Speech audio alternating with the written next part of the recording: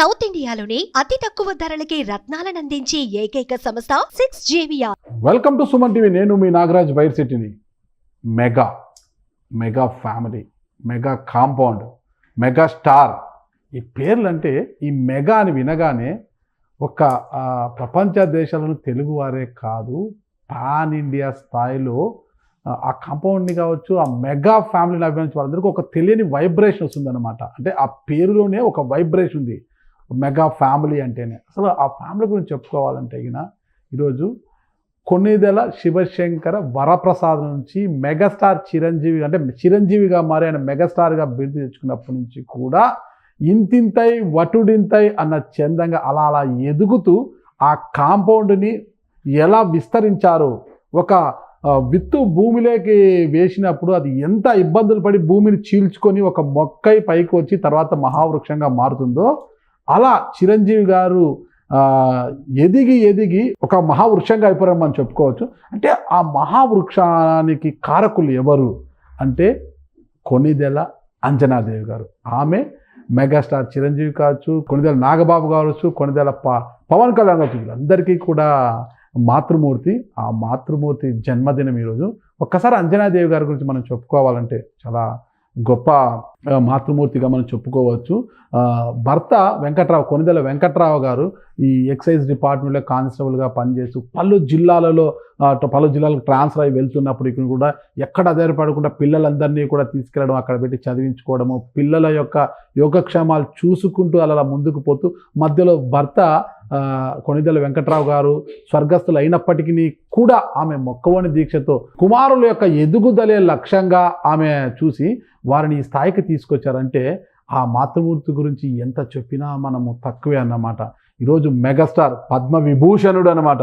ఆయన తర్వాత అటు అన్నకు ఇటు తమ్ముడికి మధ్యగా ఉంటూ అసలుకి అన్ని విషయాల్లో కూడా ఒక ఇద్దరికి కూడా తలలో నాలుగుగా మెలుగుతూ తనదైన శైలిలో చేస్తున్న కొన్నిదెల నాగబాబు గారు రెండవ కుమారుడిగా, ఇక మూడవ కుమారుడు జనం మెచ్చిన నేతగా పవర్ స్టారుగా ఈరోజు వెలుగుతూ ఏపీకే డిప్యూటీ సీఎంగా ఉన్నారంటే ఇంతటి గొప్ప కుమారుల కన్నా ఆ తల్లికి ఇంకేముంది. మామూలుగా అంటుంటారు కదా, దంపతులకు కుమారులు పుట్టిన వెంటనే కూడా సంతోషం కలగదు. ఆ కుమారులు పుట్టి పెద్దై అందరి చేత మన్ననలు పొంది సమాజంలో ఒక గౌరవప్రదమైన స్థానంలో నిలిచిన నాడే నిజమైన సంతోషము ఆ తల్లిదండ్రులకు అని అంటుంటారు కదా.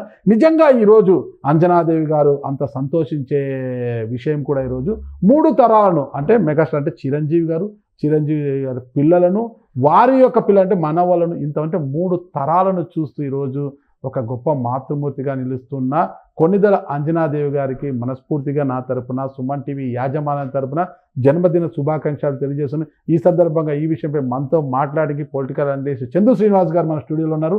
ఆయన అడిగి వివరాలు తెలుసుకుంటాం. నమస్తే శ్రీనివాస్ గారు. నమస్కారం నారాజ్ గారు. ఓకే, ఈరోజు గ్రేట్ మెగా కాంపౌండ్కు కారకురాలైన కొన్నిదెల అంజనాదేవి గారి 86వ జన్మదినం ఈరోజు. అసలు ఇది అందరికీ కూడా ఒక మంచి శుభ పరిణామం అనుకోవచ్చు. ఎందుకంటే అంత గొప్ప మాతృమూర్తి యొక్క పుట్టినరోజు ఈరోజు తెలుగు వారంతా కూడా సంతోషంగా జరుపుకునే రోజు. ఎందుకంటే ముగ్గురు మొనగాళ్లను అందించిన దేశానికి అందించింది.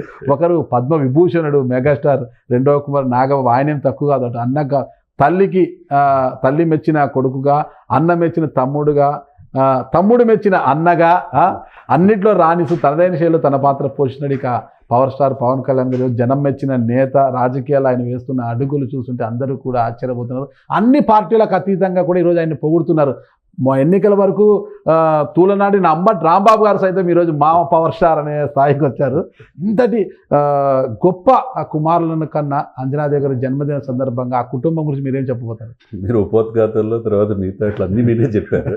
సరే, ఏదేమైనా కానీ సార్, ఇది అన్నిటికీ కారణం మహాతల్లి, కారణ జన్మరాలు అంజనాదేవి గారు.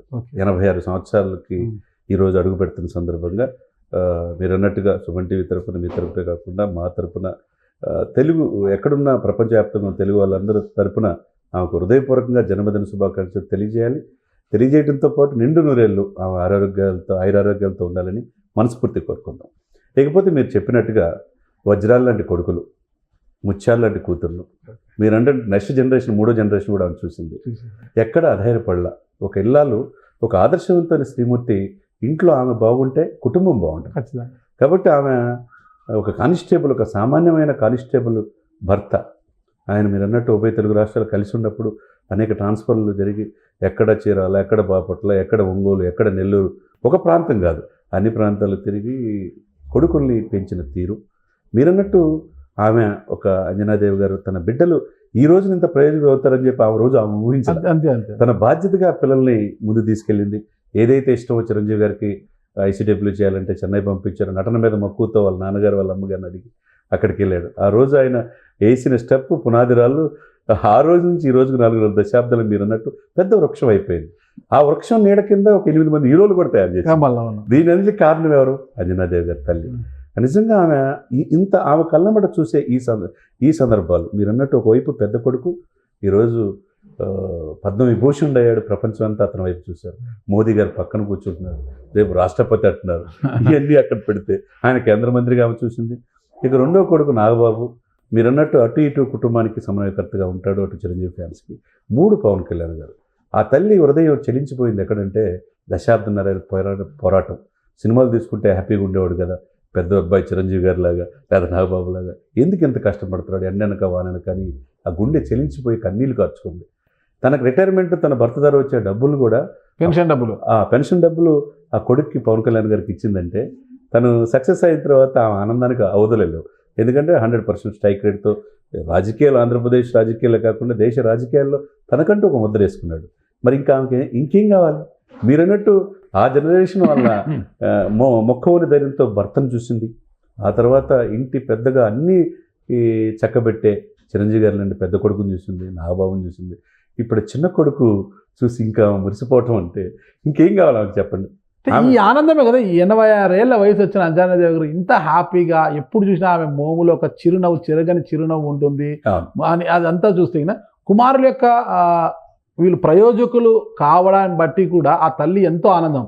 అంటే తల్లిదండ్రులు ఎప్పుడు ఆనందంగా హ్యాపీగా ఆయుర ఆరోగ్యాలతో ఉంటారంటే పుత్రులు కావచ్చు, ఎవరైనా సంతానం తమ కడుపున పుట్టిన సంతానము ఎదిగి ప్రయోజకులు అయిన రోజు వాళ్ళు హ్యాపీగా ఉంటే గిన వాళ్ళ ఆయుష్ అనేది ఇంకా కూడా పెరుగుతుంది అనమాట. అరే నా పుత్రులు ఎంత బాగున్నారు, నా సంతానం ఎంత బాగుంది, ఇంత మంచి పిల్లలకి నా కడుపున నేను జన్మనిచ్చాను అనేది కూడా తల్లిదండ్రులకు ఉంటుంది కదా.